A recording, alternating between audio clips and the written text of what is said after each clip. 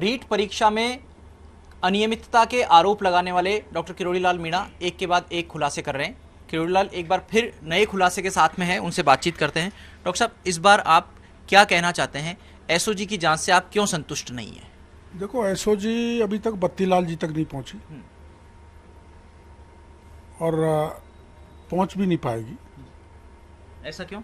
ऐसा इसलिए कि बोर्ड का अध्यक्ष जो धर्मपाल जी हैं और उनके मित्र डॉक्टर प्रदीप पारासर दोनों इस लीक में इन्वॉल्व हैं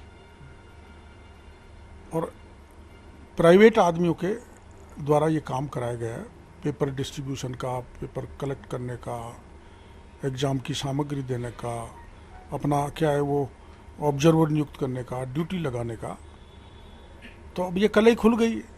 तो जो पेपर ले जाने वाले प्राइवेट लोग थे उनके हाथों से पेपर लीक हुआ है, वो भी शिक्षा संकुल से, जब माध्यमिक शिक्षा बोर्ड का ऑफिस है, स्ट्रांग रूम से। तो उस दिन अपना जो अध्यक्ष थे बोर्ड के और डॉक्टर अपने ये पारासर जी दोनों वहाँ मौजूद थे और उनकी उपस्थिति में ये सारा कबाड़ा हुआ है।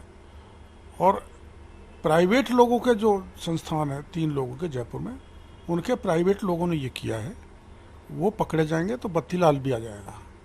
डॉक्टर साहब, जब आपके पास में सारे सबूत हैं, आप कह रहे हैं कि डीपी जारोली यहाँ पर थे, 3 संस्थान जो प्राइवेट हैं उनका नाम आपको पता है, तो फिर उन नामों को आप सबके सामने क्यों नहीं रखा? एक बार प्रमाण पर्याप्त आ जाए। नाम है मेरे पास, लेकिन उनके बाकायदा प्रमाण जो उनको लिस्ट में डाला है बोर्ड ने, वो भी कागज़ मेरे पास नहीं आया।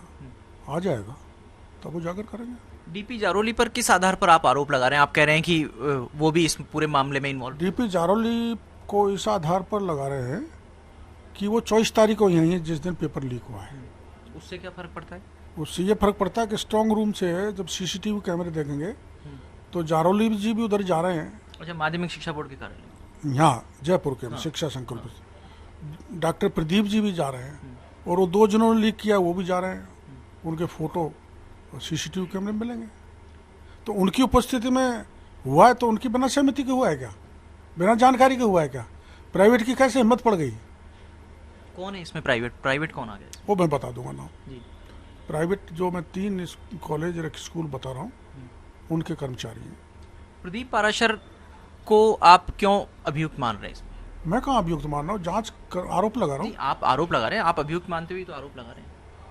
ये 100% सही है कि doctor Pradeep Parashar district coordinator Jaipur का था।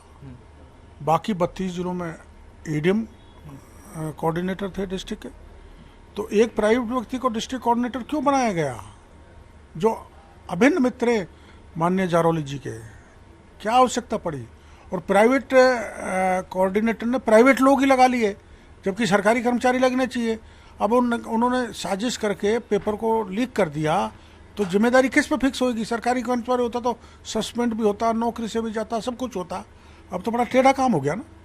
तो जो डिस्ट्रिक्ट कोऑर्डिनेटर था उस पे जो सह समन्वयक थे, को कोऑर्डिनेटर थे, उनकी कुछ निगरानी भी रही होगी, चेक एंड बैलेंस, जो 4 और डिस्ट्रिक्ट कोऑर्डिनेटर के सहयोग के लिए लगाए वो तो गए जांच से पता लगेगा। चेक एंड बैलेंस के लिए तो बनाए थे वो, लेकिन उन्होंने शायद कुछ नहीं किया, वो भी मिले हुए थे। इसके अलावा भी कोई और लोगों के ऊपर आपको आशंका जो इस पूरे सिस्टम में रहे हों या जिनको कहीं लगाया हो लिखित आदेश से या किसी और तरीके से? सेंटर्स पर है जिसके प्रमाण मैं दूंगा। जो सेंटर्स इसमें लिप्त थे, जो ब्लैक लिस्टेड हैं और जिन्होंने पेपर लीक करने में बड़ी भूमिका निभाई है। डॉक्टर साहब, मुख्यमंत्री खुद कह चुके हैं 2 दिन पहले कि अगर किसी सेंटर पर पेपर लीक हुआ है तो वहां परीक्षा दोबारा करा दी जाएगी, पूरी परीक्षा को दोबारा कराने की जरूरत नहीं। फिर भी आप सीबीआई जांच की मांग पर अड़े हुए हैं। देखो, ऐसा है, एक सुप्रीम कोर्ट का फैसला है कि आप डिफ्रेंशिएट कर सके कितने लोग इसमें लिप्त थे, कितने छात्र प्रभावित हुए, कितने नहीं हुए। अगर डिफरेंस कर लें जब तो आप मत पोस्टपोन करो या मत रद्द करो, लेकिन इसमें तो डिफरेंस हो ही नहीं सकता कितने प्रभावित हुए। तो सुप्रीम कोर्ट का फैसला है, सरकार को पालना करनी चाहिए। क्या किसी कोचिंग इंस्टीट्यूट का भी इन्वॉल्वमेंट इसमें सामने आ रहा है? हाँ, स्कूल का कॉलेज का, एक कॉलेज है। किस किस व्यक्ति से पूछताछ हो तो इस पूरे सिंडिकेट का खुलासा हो सकता है? आप कह रहे हैं कि कई लोग इस मामले में। बोर्ड के अध्यक्ष और डॉक्टर प्रदीप पारासर से जांच पहले करनी चाहिए, वरना बाकी के मुलजिम भाग जाएंगे।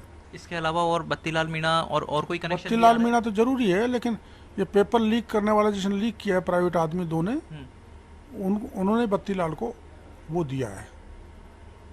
तो मेरे को ऐसा लगता है जो ये देने वाले हैं बड़े लोग, इन्होंने बत्तीलाल को गायब किया है। मेरे को आशंका है कहीं उसकी हत्या नहीं कर डाले।